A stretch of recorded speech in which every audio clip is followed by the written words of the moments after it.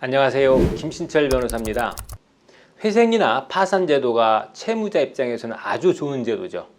회생이나 파산을 신청하면 채무자는 빚을 전부 탕감받거나 또 일부라도 탕감받을 수 있기 때문에 절대적으로 유리할 수밖에 없죠. 그런데 입장을 바꿔서 채권자 입장에서 보면 이 회생 파산이 굉장히 황당한 제도가 될 수 있죠. 그래서 어떤 채권자분은 우리 사무실에 전화를 하셔가지고 후배가 사정이 너무 딱해서 믿고 돈을 빌려줬는데 이제 와서 원금의 30%만 받고 끝내라고 한다고 하면서 이게 이런 법이 어디 있냐라고 항의하시기도 하는데요.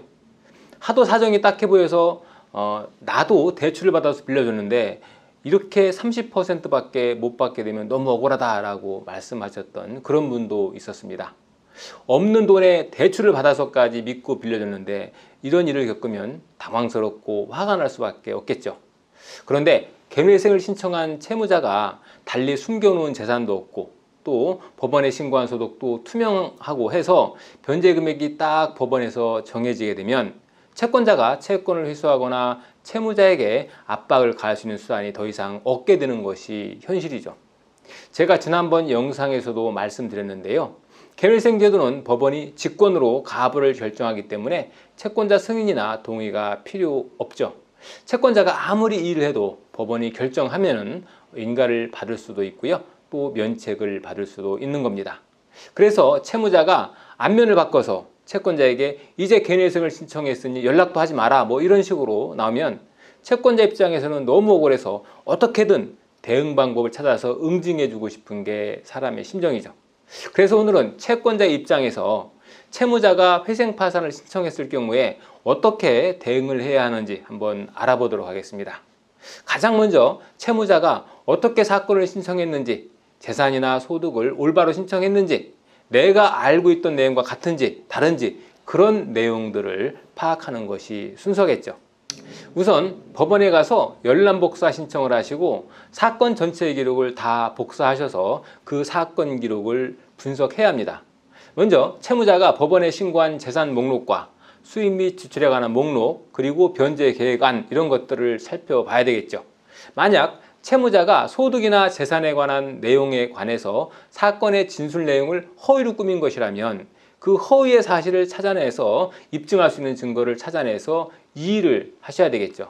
근데 만약 채무자가 거짓 없이 진실된 내용으로 개인회생이나 파산을 신청했다고 하면 채권자가 채무자의 신청이 잘못되었다, 억울하다 이렇게 이의를 해봤자 소용이 없겠죠. 법원은 그럴 경우에 그냥 인가를 내어줄 겁니다.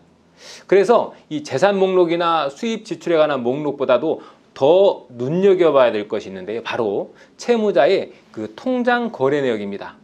이 통장 거래 내역은 금전의 흐름을 살펴볼 수 있는 결정적인 자료가 되겠죠. 그래서 채무자가 대출을 받아서 그 돈을 어디에 썼는지, 회생 신청 직전에 채무자가 월급을 얼만큼씩 받고 있었는지, 또 투잡으로 다른 돈을 받은 것은 없는지, 그리고 내게 했던 말과 실제 금융거래 내역이 일치하는지 이런 것들을 살펴볼 수가 있겠죠. 그래서 만약 채무자가 내게는 병원비가 필요하다고 해서 돈을 빌려왔는데 법원에 제출한 이 통장 거래 내역을 까보니까 그 돈으로 사실은 병원비를 쓴 게 아니라 도박을 했다든지 하면 용도 사기에 해당해서 사기죄로 고소를 할 수도 있겠죠.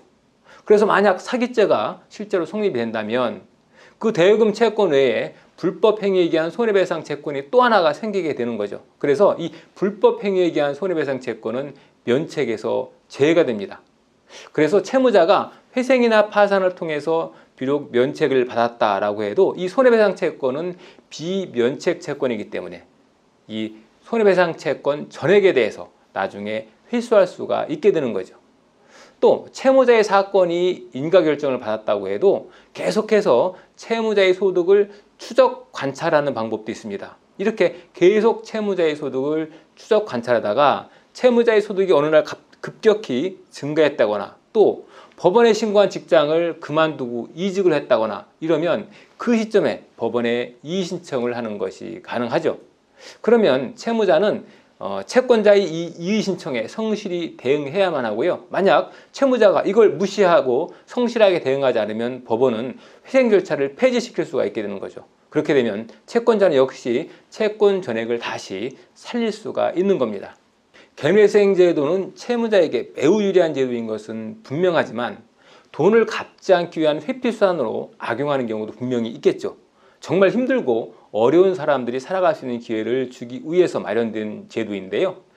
그래서 불운했던 성실한 채무자들에게는 더없이 좋은 제도이지만 이 제도를 악용하는 나쁜 채무자의 경우에는 제가 앞서 말씀드린 것처럼 채권자로서의 권리를 정당하게 주장해서 응징할 수도 있는 겁니다. 그리고 법원에서도 그러한 사례를 방지하기 위해서 보전 권고가 시간이 갈수록 더 까다로워지고 있는 그런 실정인데요. 그만큼 거름망을 더 촘촘히 하고 있다 하는 그런 얘기겠죠. 오늘은 채무자가 파산이나 회생을 신청했을 경우에 채권자가 여기에 대응해서 권리를 구제할 수 있는 방법에 관해서 알아봤습니다. 김신철 변호사였습니다. 감사합니다.